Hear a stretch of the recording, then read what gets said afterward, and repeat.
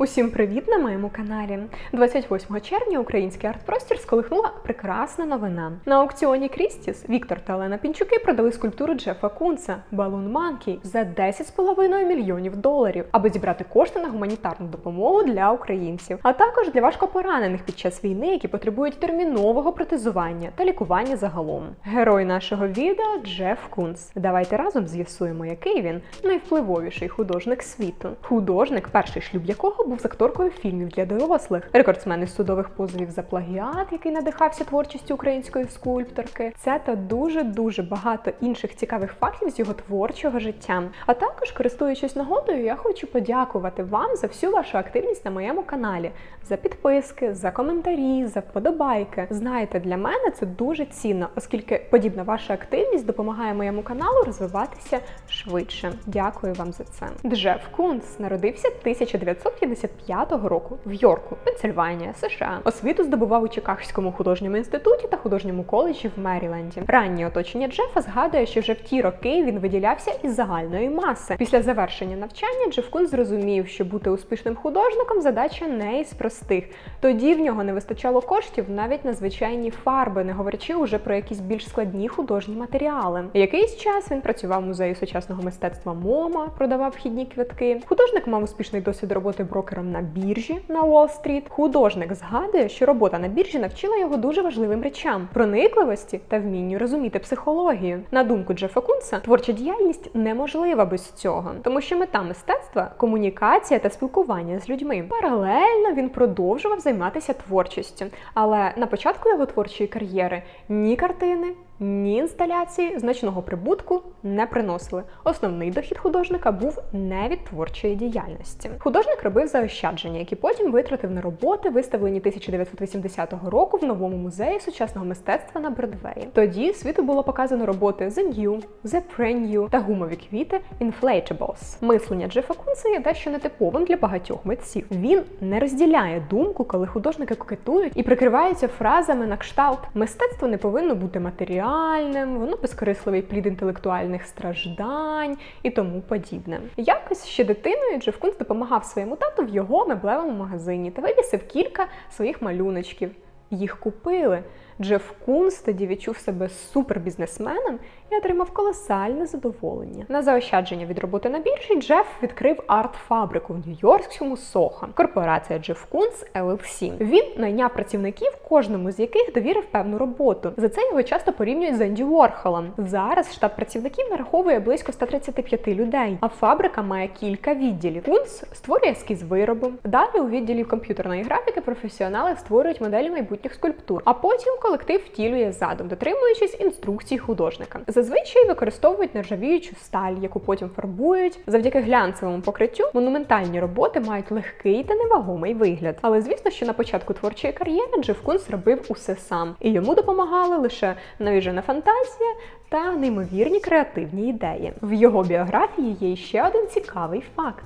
Шлюб із акторкою фільмів для дорослих. 1991 року Джеф Кунс одружився на Ілоні Шталлер, яка під псевдонімом Чичоліно була відома в Італії як акторка фільмів для дорослих. А також з 1987 року була депутатом італійського парламенту від Римського округу Лація. Шлюб тривав 3 роки. А після розлучення протягом кількох років тривали судові провадження за право виховувати сина Людвіга, народженого в цьому шлюбі. Кунс виграв суд, але хлопчик залишився з матір'ю. Розлучення привернуло увагу публіки. Джеф Кунс переховувався від журналістів, не давав інтерв'ю та не брав участі у виставках. Ще до розлучення Кунс встиг створити серію робіт під назвою «Зроблено на небесах», де він зобразив себе та екс-дружину. Ілона Шталлер позувала для низки скульптур з цієї серії. Роботи спровокували скандал, але художник переконував публіку, що серія «Зроблено на небесах» має більш глибокий сенс. Митець зазначає, що він хотів знайти ту саму точку, після якої люди відчувають відразу, провину, сором. Він насправді хотів показати суспільству проблеми справжньої чуттєвості та тілесності. Джеф Кунс проявив себе і як дизайнер. Він відтюнінгував один із автомобілів BMW, створивши BMW Art Car. Художник оформив обкладинку альбому Леді Гаги Art Pop. Разом з H&M випустив сумки з принтом культового Balloon Dog, а також співпрацює з французьким фарфоровим будинком Bernardon. Слава почала приходити до художника з 1980 року.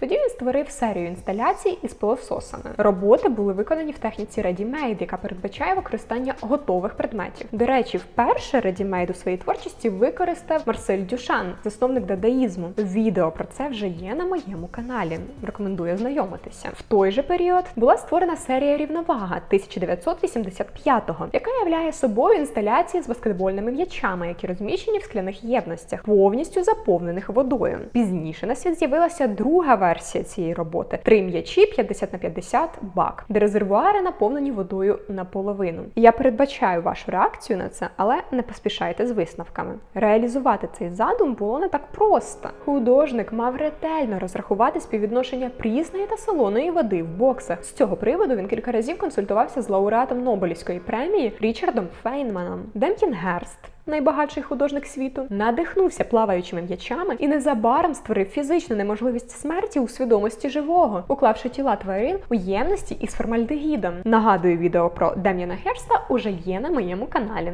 Взагалі, я вам рекомендую періодично ознайомлюватися із моїми попередніми роликами, які вже опубліковані на каналі. Згодом улюбленим матеріалом Кунца стала нержавіюча сталь, яку він покриває кольоровим глянцем, аби скульптури виглядали невагомими. В цій техніці була виконана робота Balloon Dog, що зображує кульку, скручену у формі песика. Критики швидко охрестили цю роботу нісенітницею та безглуздям, але Джеф Кунц впевнений в своїй творчій діяльності, і він не потребує якихось думок, якихось арт-критиків. Він зазначив, що його сталевий песик викладає суспільству важливий урок з матеріалізму і назвав статую сучасною версією троянського коня. 1986 року Джеф Кунц створив скульптуру «Кролик», яку виконав у фірмовій стилістиці. 1992 року Джеф Кунц на документа Nine представив твір під назвою «Цуценя». Це 13-метрова скульптура, яка складається з десятків тисяч квітів. Зараз скульптура є однією з визначних пам'яток Більбао та належить музею сучасного мистецтва Гугенхайма. Традиційно нагадую, що відео про ефект Більбао та музей Гугенхайма в Більбао, зокрема, вже є на моєму каналі. Там я більш детально розповідаю про те,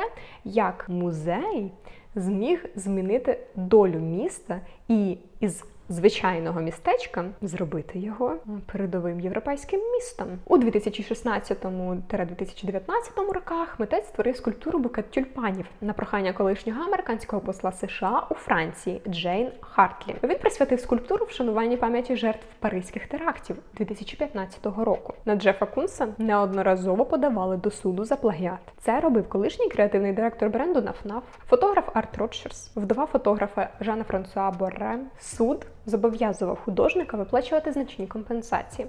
Але особливої уваги потребує скандал 2017 року. Балерина авторства Кунца виявилася дуже схожа на роботу Оксани Жнікруп, української скульпторки. Але потім з'ясувалося, що дозвіл дала дочка скульпторки. Творчість Кунца відзначено численними престижними нагородами. Останнє десятиліття ім'я Джеф Кунц не залишає першу трійку рейтингів найвпливовіших та найбагатших художників. Художнику 67, але він, як і раніше, полюбляє іграшки. І він впевнений, що таке захоплення розділяє багато дорослих, адже за його іграшки вони віддають мільйони доларів. Джеф Кунц створює саме такі твори мистецтва, тому що вони зрозумілі великій кількості людей, і таким чином його творчість охоплює велику аудиторію. Джеф Кунц приймає те, що хтось його обожнює, а хтось терпіти не може. Для нього головне, аби про нього говорили. Дякую вам, що додивилися це відео до кінця. Нагадую підписатися на канал, якщо ви ще цього не встигли зробити, та поставити вподобайку відеоролику. Подібні ваші дії допомагатимуть моєму каналу розвиватися швидше. Дякую вам!